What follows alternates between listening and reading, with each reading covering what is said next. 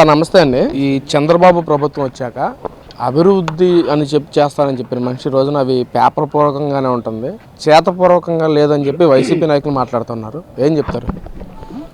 అసలు చెప్పేవారికండి ఎవరికైనా సరే మనం ప్రతిపక్షం హోదా ఎలాగో మీకు లేదు, మీరు ప్రశ్నించే హక్కు కూడా మీకు లేదు. ప్రశ్నించండి. ప్రశ్నించడంలో ప్రతిపక్ష హోదా లేదు, ప్రశ్నించొద్దంటే నేను అనే విధానం నిజాన్ని నిజంగా మాట్లాడండి. కళ్ళుండి చూసి ఏది నిజం ఏది అబద్ధం అండి. అసలు రాష్ట్రం మొత్తం ఇటు నారా చంద్రబాబు నాయుడు గారు కానివ్వండి, అటు నారా లోకేష్ బాబు గారు కానివ్వండి, ఇటు విశాఖపట్నం, ఇటు తిరుపతి, ఇటు అమరావతి, అటు ఢిల్లీ, ఇటు విదేశాలకు వెళ్ళి లక్షల కోట్ల రూపాయల పెట్టుబడులు తీసుకొస్తూ ఈ ప్రజలకు కావాల్సినటువంటి ఎంతో కంపెనీలు, ఎన్నో సంస్థలు తీసుకొచ్చి ఇక్కడ అభివృద్ధి పరంగా నడుపుతుంటే మీరు ఏ అభివృద్ధి జరగట్లేదు, ఏమీ జరగట్లేదు. మీరు చేసినటువంటి 5 సంవత్సరాల అరాచకాన్ని, మీరు చేసినటువంటి దౌర్జన్యాన్ని, మీరు చేసినటువంటి ఈ రాక్షస పాలనని ఒక గాడిలో పెట్టాలంటే వేరే వాళ్ళు, అంటే వేరే ముఖ్యమంత్రి కానీ వేరే వాళ్ళు ఎవరైనా ఉంటే కనపడకుండా ఎవరికి రాష్ట్రం వదిలి కాదు దేశం వదిలి పారిపోయే పరిస్థితిలో ఉన్నటువంటి ముఖ్యమంత్రులు అయ్యేవాళ్ళు. అంటే ఇక్కడ నుంచి ఈ రాష్ట్రాన్ని మనం పరిపాలించలేం, ఇక్కడ మనం ఏం చేయలేము.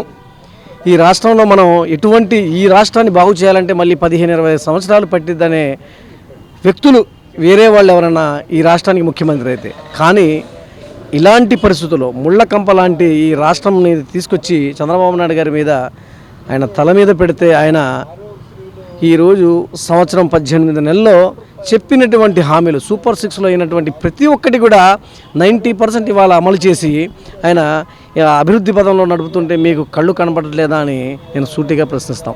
మీరు ప్రశ్నించడానికి మీకు ఏమీ దొరకట్లేదు. కాక మన జగన్మోహన్ రెడ్డి గారు ఇక్కడికి వచ్చేసాడు, మన విజయవాడ భవానీపురం వచ్చి మీ అన్ని అసలు అది కోర్టులో ఉన్నటువంటి విషయం, ప్రభుత్వానికి సంబంధించిన విషయం.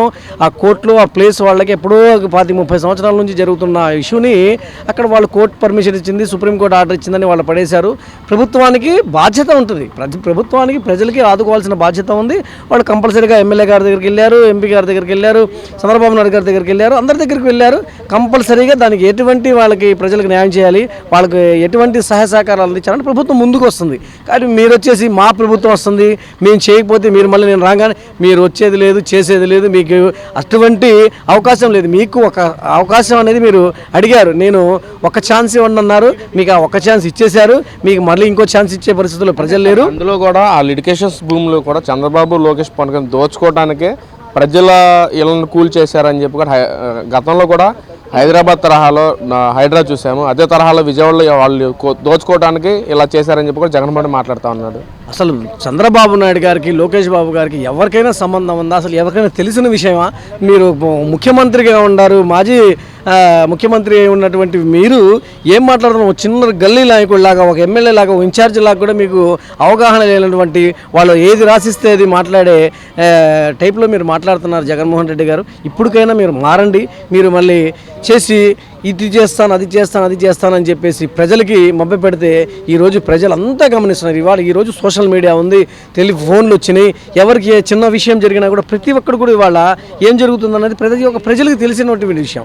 అలాంటిది మీరు ఉన్నది లేనిది ఉన్నది కంపల్సరీ ఇలా ఉంది, అలా జరుగుతుంది, మేము వస్తాం, మేము చేస్తాం, చంద్రబాబు నాయుడు గారు దోచుకుంటున్నారు, లోకేష్ బాబు దోచుకుంటున్నారంటే చెప్పడానికి చాలా హాస్యాస్పదంగా ఉంది. మీరు ఇలాంటి మాటలు ఎప్పుడైతే మానుకుంటారో ఈ 11 వచ్చిన సీట్లు కూడా రేపు ఇంకో 4-5 సీట్లు కనపడి ఒక సింగిల్ డిజిట్కి పడిపోయే పరిస్థితి ఉందండి. అంటే సార్ అందులో కూడా నాకు సిబిఐ ఎంక్వైరీ కావాలి, ఈ ఇళ్ళ కూర్చువేత రహస్యం మొత్తం బయటపడాలని చెప్పి జగన్మోహన్ మాట్లాడుతున్నారు. నిజంగా జగన్మోహన్ రెడ్డికి సిబిఐ ఎంక్వైరీ మీద నమ్మకం ఉందంటారు? అసలు జగన్మోహన్ రెడ్డి గారికి సిబిఐ మీద నమ్మకం ఉంటే ముందు వాళ్ళ బాబాయ్ గారి హత్య చేశారు కదండి, మన వివేకానంద హత్య కేసులో, దానికి ముందు సిబిఐ ఇప్పించండి.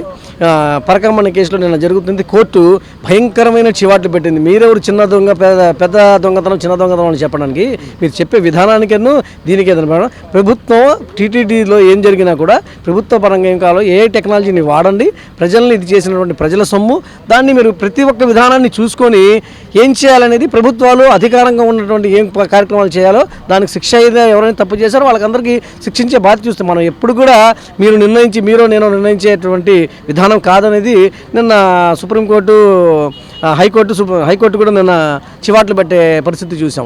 అలాంటిది మీరు ఈరోజు మళ్ళీ నాకేమో సిబిఐ ఎంక్వైరీ కావాలి, ఆ ఎంక్వైరీ కావాలని చెప్పడం, మీకున్న కేసులు మీరు జరుగుతున్నటువంటి మీ 11 సంవత్సరాల నుంచి మీ సిబిఐ కేసులు మీరు ఆ కేసులు చూసుకుంటే చాలా బాగుంటుంది.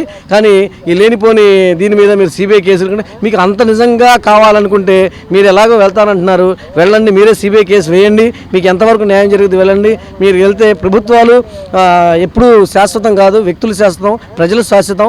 మీరు కాబట్టి ఇంకొకళ్ళు వస్తారు మారుతుంటారు. కానీ ఇటువంటి ఆరోపణలు చేసేటప్పుడు చూసా తప్పకుండా ఏం జరుగుతుందనేది నిజం అబద్ధాలు చూసి మాట్లాడాలనేది నేను ఖండిస్తున్నాం. అలాగే అజ్ఞానం లేకుండా జ్ఞానంతో మాట్లాడాలని జగన్మోహన్ రెడ్డి గారిని వేడుకుంటున్నాం అన్నమాట. అంటే సార్ ఏం చెప్తారు మరి, డబుల్ ఇంజర్ సర్కారు కేంద్రం నుంచి కూడా సొమ్ము తీసుకొస్తామని చెప్పిన మనుషులు ఈ రోజున కేంద్రం నుంచి సొమ్ములు రాకపోగా వాళ్ళ చెప్పు చేతలు నడుస్తూ ఉంది చంద్రబాబు ప్రభుత్వం, ఎన్డీఏ కూటమి ప్రభుత్వం అని చెప్పి జగన్మోహన్ మాట్లాడుతున్నారు. గతంలో కూడా మేము కేంద్రం మెడలు ఉంచి మన రాష్ట్రానికి కావాల్సిన నిధులు అన్నీ సక్రమంగా తీసుకొచ్చేసి కూడా వైసీపీ నాయకులు మాట్లాడుతున్నారు. ఏం చెప్తారు మరి? సార్, మీరు 1,00,000 కోట్లు అప్పు చేసి రాష్ట్రంలో పెట్టేసి వెళ్ళినటువంటి వ్యక్తులు మీరు ఈరోజు ఎక్కడైతే అంటే మీ ప్రభుత్వంలో ఉన్నటువంటి విజయసాయిరెడ్డి గారి నుంచి మీరు ఉన్నటువంటి ప్రతి ఒక్కళ్ళు కూడా రాష్ట్రపతి గారు ఇక్కడికి వస్తే మనం ఎయిర్పోర్ట్లో, అలాగే మన ప్రధానమంత్రి గారు నరేంద్ర మోడీ గారు వస్తే నేను మెడలు ఉంచుతానని మేమే డైరెక్ట్గా వెళ్ళి వాళ్ళ కాళ్ళ మీద పడిన రోజులు మేము అందరం చూసాం, అందరికీ గుర్తుంది. మీకు ఇంకా తెలియకపోతే సోషల్ మీడియాలోకి వెళ్ళి మీరు ఫోన్లో ఒకసారి కొడితే ప్రతి ఒక్కరికి కూడా ఎవరెవరు కాళ్ళ మీద పడ్డారో, ఎవరు తల వంచి మెడలు వంచారో అందరికీ తెలుసు. ఈరోజు చంద్రబాబు నాయుడు గారు కానివ్వండి, లోకేష్ బాబు గారు కానివ్వండి, రాష్ట్రానికి రావాల్సినటువంటి నిధులు మన రాష్ట్రం చాలా వెనకబడిపోయి ఉంది. 15-20 సంవత్సరాలు వెనకబడిపోయి ఉంది.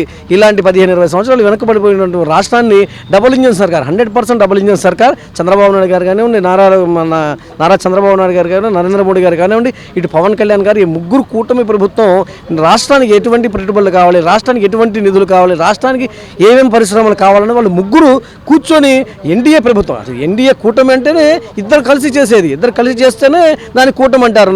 నేను మీకు మీరన్నట్టు టీడీపీ లాగా, జనసేన లాగా, బీజేపీ లాగా వెళితే దాన్ని కూటమి కానీ దాన్ని ఉమ్మడి పార్టీ కలిసి చేస్తున్నాం అనేది కాదు. ఎవరు వాళ్ళు చేసుకుంటే దాన్ని కూటమి ప్రభుత్వం ఎందుకంటారు?